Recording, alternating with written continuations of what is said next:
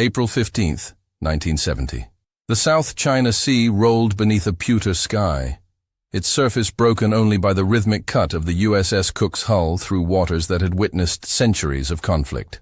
11 miles off the coast of Phuoc Tuy Province, Lieutenant James Reef Halverson steadied his salt-stained binoculars against the destroyer's starboard rail, scanning the horizon where sea met sky in an indistinct line of gray.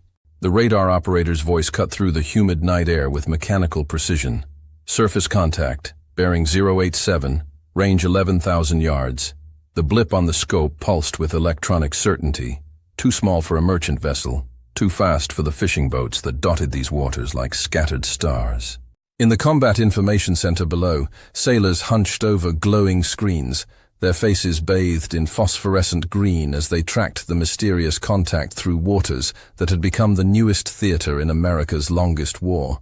The USS Cook, a Knox-class destroyer escort converted for coastal patrol duty, represented the cutting edge of naval technology in 1970.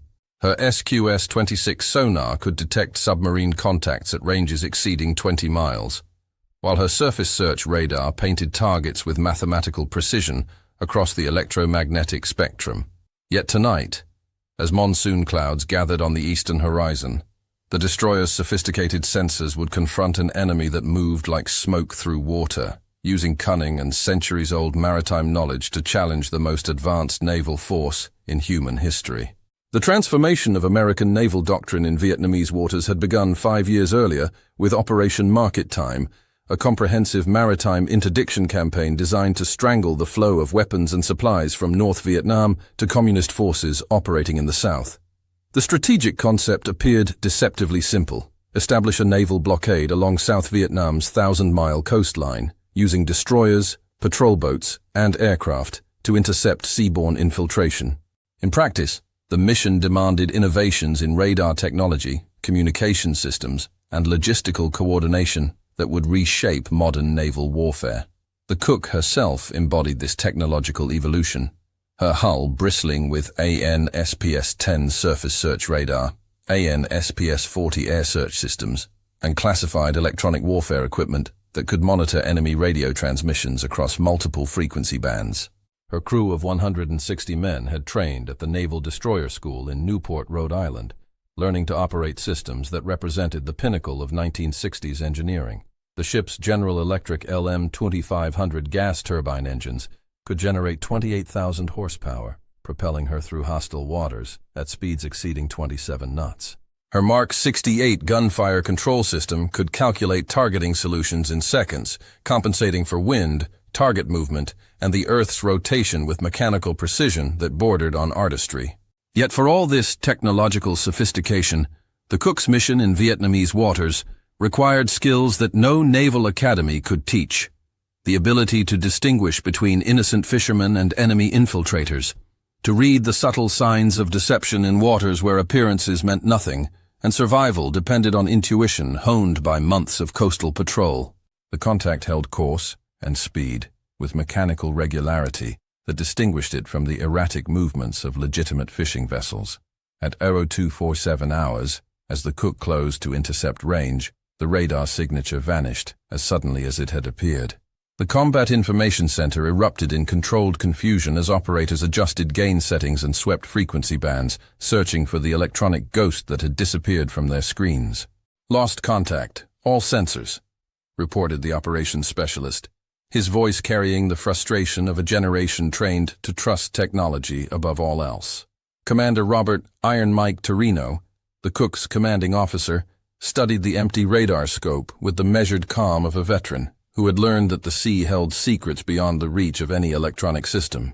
Torino had served aboard destroyers since 1955, witnessing the evolution of naval warfare from the analog systems of World War II to the digital revolution that was transforming modern combat. His weathered hands moved across the ship's controls with unconscious precision, orchestrating the complex dance of sensors and weapons systems that kept his vessel and crew alive in hostile waters. The disappearance of the radar contact represented more than a technical failure. It suggested that the enemy possessed capabilities that American intelligence had consistently underestimated. The first indication of underwater activity came from the sonar operator, a 19-year-old seaman from Ohio, whose ears had been trained to distinguish between the sounds of marine life, machinery, and human artifice in the acoustic chaos of the ocean. Through his headphones came a rhythmic pattern that defied easy categorization. Metallic impacts spaced at regular intervals, accompanied by the high-frequency whine of electrical equipment operating underwater. The sounds suggested demolition charges, but their small size and precise timing indicated a level of technical sophistication that contradicted intelligence assessments of Viet Cong capabilities. Possible submersible contact. Bearing 092, depth 40 feet, the sonar operator reported, his young voice carrying the weight of a discovery that would reshape American understanding of enemy capabilities in Vietnamese waters. The acoustic signature painted a picture of an underwater vessel moving with purpose through the shallow coastal waters, its metallic hull reflecting sonar pings in patterns that suggested both primitive construction and ingenious adaptation. Commander Torino ordered the ship to general quarters, and throughout the cook's compartments, sailors raced to battle stations as the electronic warfare of the 20th century prepared to confront an enemy that moved like submarines but thought like guerrillas. The underwater demolition team that descended at dawn brought with them the specialized equipment and training that represented American technological supremacy in its most concentrated form. Each diver carried underwater breathing apparatus designed by Emerson Electric, waterproof communication systems developed by Bendix Corporation, and detection equipment that could identify metallic objects buried beneath feet of sand and coral. The UDT-13 team had trained at the Naval Amphibious Base in Coronado, California, learning to operate in environments where a single equipment failure could mean death in minutes. Their mission in the waters off Phuoc Tuy required skills that combined the technical precision of modern warfare with the primal courage of men who worked in an element that remained fundamentally hostile to human life. As they descended through the murky coastal waters, their equipment registered water temperature, pressure, and visibility readings that would be transmitted to surface vessels in real time, creating a three-dimensional picture of the underwater battlefield that existed beyond the reach of conventional sensors. The first crate emerged from the sandy bottom like an artifact from a civilization that understood war as both technology and art. Its metallic construction showed evidence of sophisticated welding techniques, while its waterproof seals demonstrated an understanding of marine engineering that contradicted assumptions about Viet Cong technical capabilities. Inside, wrapped in multiple layers of waxed cloth and sealed plastic, lay components that represented the electronic backbone of modern guerrilla warfare. Radio transmitters manufactured in East Germany, encryption devices bearing Cyrillic markings, and vacuum tubes designed to operate in the humid tropical environment of Southeast Asia. The discovery transformed the underwater search from routine salvage operation to intelligence coup, as each recovered item revealed another layer of the sophisticated logistical network that sustained communist forces throughout South Vietnam. The metallic disc found in the deepest crate bore numerical sequences that American cryptographers would later identify as communication keys for the radio network that coordinated Viet Cong operations across 3 provinces. The enemy had not simply adapted to American technological superiority. They had created their own technological infrastructure, using Western engineering principles to support an indigenous resistance movement that operated according to strategic concepts that predated electronic warfare by centuries. The escalation that followed the Cook's discovery represented the full spectrum of American naval power brought to bear against an enemy that refused to fight according to conventional rules. Within 72 hours, the 7th Fleet had deployed resources that included swift boats from Coastal Squadron 1, SH-2 Sea Sprite helicopters equipped with magnetic anomaly detectors, and destroyer escorts whose sonar systems could map the ocean floor with geological precision. The technological complexity of this operation reflected the American military's faith in systematic approaches to warfare, using electronic sensors and computer-aided analysis to create comprehensive pictures of enemy activity. Each swift boat carried AN/PRC-25 radios that maintained constant communication with command centers, while their crews operated night vision devices that transformed darkness into tactical advantage. The helicopters employed dunking sonar systems that could detect submerged objects at depths exceeding 100 feet, their acoustic signatures processed by analog computers that converted sound waves into visual displays. The coordination of these diverse platforms required communications protocols developed specifically for market-time operations, using encrypted radio nets and standardized reporting procedures that enabled real-time intelligence sharing across multiple services and allied nations. The captured vessel represented a masterpiece of improvised marine engineering that challenged every assumption about enemy capabilities in Vietnamese waters. Built around the hull of a traditional fishing boat, the craft had been modified with watertight compartments, concealed radio equipment, and ballast systems that allowed it to submerge partially while maintaining minimal radar signature. Its propulsion system combined a conventional diesel engine with an electric motor powered by Soviet-manufactured batteries, enabling silent running during critical phases of infiltration missions. The vessel's navigation equipment included a magnetic compass compensated for the iron ore deposits common in Vietnamese coastal waters, while its crew carried laminated charts that showed water depths, current patterns, and tidal variations with the precision of professional hydrographers. Most significantly, the boat's cargo holds contained radio equipment that matched frequencies and encryption protocols captured during land operations, confirming that sea-based infiltration routes were integral to the communist communication network rather than isolated smuggling operations. In the sterile corridors of the Pentagon, where fluorescent lights cast harsh shadows on classified maps and intelligence analysts worked in climate-controlled isolation from the tropical heat of Southeast Asia, the Cook's discovery triggered a fundamental reassessment of enemy capabilities and American strategy. The simultaneous disruption of land-based and maritime communication networks suggested a level of coordination that contradicted established intelligence estimates about Viet Cong organizational structure. Classified cables flowed between Washington, Honolulu, and Saigon, as senior officers attempted to understand the strategic implications of an enemy that possessed both the technical sophistication to operate underwater vessels and the tactical discipline to coordinate multi-domain operations across hundreds of miles of hostile territory. The technological evidence recovered from the ocean floor told a story of adaptation and innovation that challenged American assumptions about the relationship between industrial capacity and military effectiveness. The enemy had created a parallel technological infrastructure using captured equipment, sympathetic suppliers, and indigenous engineering talent that operated according to principles of redundancy and decentralization that made it nearly impossible to destroy through conventional military operations. The psychological impact on American naval personnel reflected broader questions about the nature of technological superiority in modern warfare.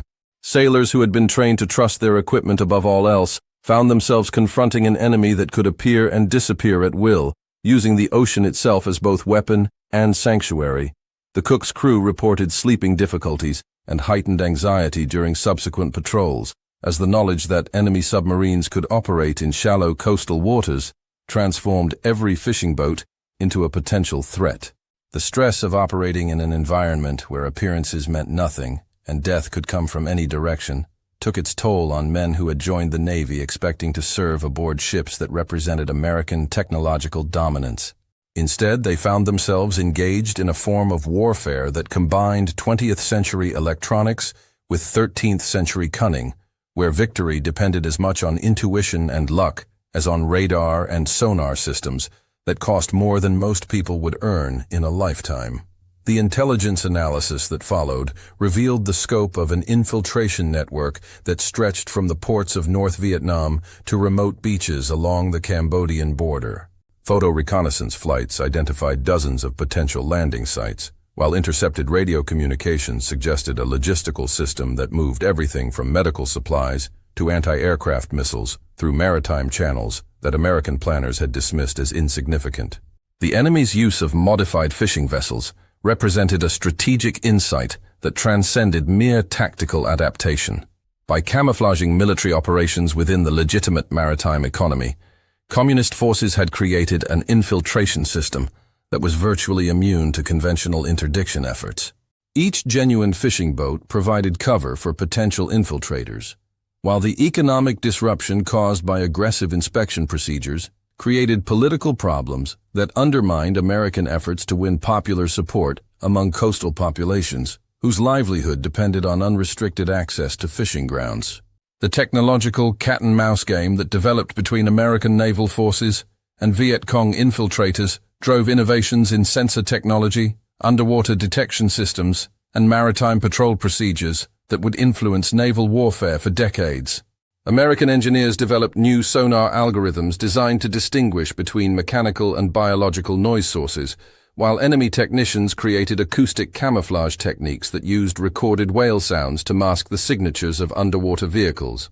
The arms race extended to communications technology, as American cryptographers worked to break enemy encryption systems, while communist radio operators employed frequency-hopping techniques that made their transmissions nearly impossible to intercept. The ocean became a laboratory for electronic warfare, where each side tested new technologies against opponents who adapted and evolved with supernatural speed. The complexity of these technological duels reflected the broader transformation of warfare in the electronic age, where victory increasingly depended on the ability to process information faster and more accurately than the enemy, rather than on traditional measures of firepower and maneuver. The human cost of these operations extended far beyond the official casualty reports that documented deaths and injuries in antiseptic military language.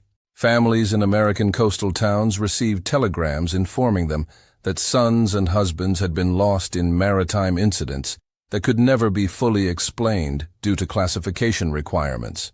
The psychological trauma experienced by survivors manifested in symptoms that Navy medical personnel were not trained to recognize or treat, as traditional concepts of combat stress failed to account for the unique pressures of fighting an invisible enemy in an environment where technology provided no clear advantage. Sailors who had served aboard the Cook and similar vessels during market-time operations would spend decades trying to explain the experience of hunting ghosts in an ocean that seemed to swallow sound, light, and hope with equal indifference. The war they fought left no monuments, no named battles, no clear victories or defeats that could be commemorated in the conventional language of military history. The strategic implications of maritime infiltration extended to the highest levels of American war planning, where Pentagon analysts struggled to develop countermeasures against an enemy that operated according to principles that predated modern naval doctrine by centuries. Traditional concepts of blockade and interdiction assumed that enemy vessels would behave like conventional warships, operating from established bases and following predictable patterns of movement. Instead, American forces found themselves confronting an opponent that moved like merchants while thinking like submarines, using commercial fishing patterns to mask military objectives and employing technological innovations that transformed weaknesses into strengths. The enemy's ability to disappear beneath the waves challenged fundamental assumptions about American naval supremacy, forcing a recognition that technological superiority meant nothing against opponents who refused to fight according to established rules of engagement. The aftermath of the Cook's discovery rippled through intelligence networks across Southeast Asia, as analysts attempted to understand the full scope of enemy capabilities and American vulnerabilities. Classified studies examined everything from tide tables to marine biology, seeking patterns that might reveal the operational parameters of enemy infiltration routes. The interdisciplinary nature of this analysis reflected the complexity of maritime warfare in the electronic age, where successful operations required expertise in fields ranging from underwater acoustics to cultural anthropology. Navy intelligence officers found themselves working alongside oceanographers, meteorologists, and even marine biologists as they attempted to create comprehensive pictures of an enemy that operated at the intersection of technology and nature. The institutional learning that resulted from these efforts would influence American naval strategy for decades, contributing to the development of concepts and technologies that would prove crucial during subsequent conflicts in different oceans against different enemies. The technological legacy of market-time operations extended far beyond the immediate tactical problems of Vietnamese coastal waters. The sensor systems developed for detecting small underwater vessels would later contribute to submarine detection capabilities that proved crucial during the Cold War's underwater confrontations. The communications protocols designed for coordinating multi-platform operations would evolve into the network-centric warfare concepts that would dominate military thinking in the digital age. The data analysis techniques pioneered by intelligence officers studying enemy infiltration patterns would contribute to the development of computer systems capable of processing vast amounts of information in real time. Most significantly, the recognition that enemy adaptation could neutralize technological advantages would influence a generation of military planners who learned to think in terms of dynamic competition rather than static superiority. The Cook herself would continue operations in Vietnamese waters until 1973, participating in dozens of interdiction missions that rarely made headlines but contributed to the slow strangulation of enemy supply lines. Her crew rotated regularly, but the ship retained an institutional memory of the night when sonar operators first detected the sounds of enemy innovation in the shallow waters off Puok Tui. New sailors learned to interpret acoustic signatures that had no equivalents in textbooks, while experienced operators passed down knowledge that could not be classified or quantified but might mean the difference between life and death during midnight encounters with vessels that appeared on no intelligent summaries. The transformation of the Cook's crew from technicians into hunters reflected the broader adaptation of American forces to a conflict that demanded improvisation and intuition rather than adherence to established doctrine. The environmental impact of these operations created ecological consequences that would persist long after the last American vessel departed Vietnamese waters. The explosive charges used to destroy captured infiltration craft scattered debris across coral reefs that had supported fishing communities for generations. The chemicals used to mark underwater demolition sites accumulated in sediments that would affect marine life for decades. The noise generated by intensive sonar operations disrupted migration patterns of marine mammals that had used these waters as breeding grounds for millennia. The war's impact on the ocean ecosystem reflected the broader environmental cost of technological conflict, where the pursuit of military objectives created consequences that extended far beyond the immediate participants in combat operations. The documentation that survived the Cook's operations exists primarily in classified files that remain sealed decades after the end of American involvement in Vietnam. The official histories mention maritime interdiction in general terms, acknowledging the success of market-time operations while providing few details about specific encounters or technological innovations. The absence of public recognition for these operations reflects the classified nature of the technologies involved and the political sensitivity of acknowledging the sophistication of enemy capabilities. Sailors who participated in these missions signed secrecy agreements that prevented them from discussing their experiences even with family members, creating a generation of veterans whose service remained invisible to the society they had defended. The institutional amnesia that surrounded maritime operations in Vietnam contributed to a public understanding of the conflict that emphasized land battles while ignoring the technological warfare that raged beneath the waves. The international implications of these operations extended beyond the immediate theater of Southeast Asian conflict, as allies and enemies alike studied the lessons of maritime guerrilla warfare for application in their own strategic contexts. Soviet naval advisors observed American countermeasures with professional interest, adapting techniques and technologies for use in other theaters where similar challenges might arise. Chinese military planners incorporated lessons from Vietnamese maritime operations into their own concepts for asymmetric warfare, recognizing the potential for small-scale infiltration to neutralize technological advantages possessed by superior forces. NATO allies examined market-time procedures for application in European waters, where similar challenges might emerge during potential conflicts with Warsaw Pact forces. The tactical innovations pioneered in Vietnamese coastal waters would influence naval thinking across the global strategic balance, contributing to an arms race in underwater detection and infiltration technologies that continued long after the American withdrawal from Southeast Asia. The personal stories of individual sailors who served aboard vessels like the Cook remain largely untold, preserved primarily in private letters and diaries that families discovered decades after their authors' deaths. These accounts reveal the human dimension of technological warfare, describing the stress of operating equipment that might fail at crucial moments, and the responsibility of making life and death decisions based on electronic signals that could represent either enemy infiltrators or innocent fishermen. The psychological pressure of these operations was compounded by the knowledge that mistakes could result in international incidents or the deaths of civilians whose only crime was fishing in waters that had become a battlefield. Young men who had joined the Navy expecting adventure found themselves thrust into a form of warfare that demanded maturity and judgment that their training had not prepared them to provide. The technological evolution that resulted from these encounters would accelerate throughout the remainder of American involvement in Vietnam, as engineers and tacticians engaged in constant competition with an enemy that adapted faster than institutional bureaucracies could respond. Each new American sensor system prompted enemy countermeasures that required additional technological responses, creating cycles of innovation that pushed both sides toward increasingly sophisticated solutions to fundamental problems of detection and concealment. The speed of this technological evolution reflected the intensity of operational pressure, where innovations that might normally require years of development and testing were compressed into months or weeks by the demands of combat operations.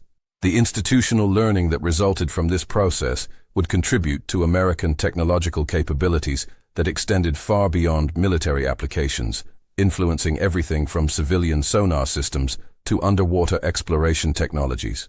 The strategic assessment that followed the Cook's discovery concluded that enemy maritime infiltration represented a systemic challenge to American strategy, rather than an isolated tactical problem. The ability of communist forces to operate sophisticated underwater vessels while maintaining the appearance of primitive guerrilla organization suggested a level of strategic deception that had been consistently underestimated by American intelligence. The coordination between maritime and land-based operations indicated organizational capabilities that contradicted fundamental assumptions about enemy command and control structures. Most troubling, the technological sophistication of captured equipment suggested access to advanced manufacturing capabilities and technical expertise that implied support from external sources operating according to strategic objectives that transcended the immediate conflict in Southeast Asia. The long-term consequences of these operations would extend far beyond the immediate tactical success of disrupting enemy supply lines. The technological innovations developed for maritime interdiction would contribute to advances in civilian applications ranging from offshore oil exploration to deep-sea research. The organizational procedures developed for coordinating multi-platform operations would influence joint service doctrine that would prove crucial during subsequent conflicts. The intelligence analysis techniques pioneered for understanding enemy infiltration patterns would contribute to counterterrorism capabilities that would become increasingly important in later decades. Most significantly, the recognition that technological superiority could be neutralized by adaptive enemies would influence a generation of military planners who learned to think in terms of competitive advantage rather than absolute dominance. The silence that settled over the waters off Phuoc Tuy after the termination of Operation Silent Current reflected more than the end of specific military operations. The ocean that had witnessed centuries of conflict between different civilizations and competing technologies resumed its ancient rhythm of tides and currents, slowly erasing the physical evidence of electronic warfare while preserving in its depths the technological artifacts that represented humanity's latest attempt to impose order through violence. The fishing boats that returned to these waters carried crews who had learned to read the subtle signs of military activity that might resurface without warning, while their electronic equipment bore the scars of jamming and interference that had become routine during the years of intensive combat operations. The institutional memory of these operations would persist within American naval circles long after the ships themselves had been decommissioned and their crews dispersed to civilian careers.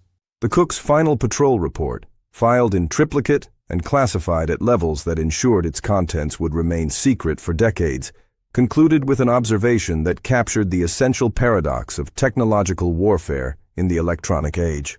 Enemy adaptation continues to exceed intelligence projections across all operational parameters. Recommend continued emphasis on human analysis rather than automated systems for threat assessment in environments where conventional technological advantages may prove insufficient for mission accomplishment. The understated language of official documentation concealed the broader implications of this assessment, which suggested that the most sophisticated military technology in human history had been consistently outmaneuvered by opponents who understood war as an extension of culture rather than an application of industrial capacity. The ocean itself became the final repository of secrets that neither side could afford to acknowledge publicly. Somewhere beneath the waters off Phuoc Tuy, scattered across the sandy bottom by currents and time, lay the technological remains of a conflict that had pushed both American and Vietnamese capabilities to their absolute limits. The radio equipment and encryption devices that had once coordinated resistance operations across 3 provinces now served as artificial reefs for marine life that had adapted to the presence of military debris with the same resilience that had characterized human adaptation to technological warfare. The metallic components that had represented the cutting edge of electronic communication slowly succumbed to corrosion and marine growth, their military significance preserved only in classified files that documented capabilities and vulnerabilities that might prove relevant in future conflicts against different enemies in different oceans. History is not made of victories. It's made of voices that refused to disappear. In the waters off Vietnam, those voices spoke in frequencies that only the ocean could hear, carrying messages between commanders who understood that survival depended on adaptation rather than superiority, and that the greatest technological advantages meant nothing against opponents who refused to accept defeat. The cook and her crew had glimpsed a form of warfare that transcended traditional categories of victory and defeat, where success was measured not in territory captured or enemies destroyed, but in the ability to continue fighting despite overwhelming disadvantages. The lessons they learned in those dark waters would influence naval thinking for generations, contributing to an understanding of maritime warfare that recognized the ocean as both battlefield and sanctuary, where the oldest strategies could neutralize the newest technologies and where the human spirit could triumph over the most sophisticated machines that civilization could devise.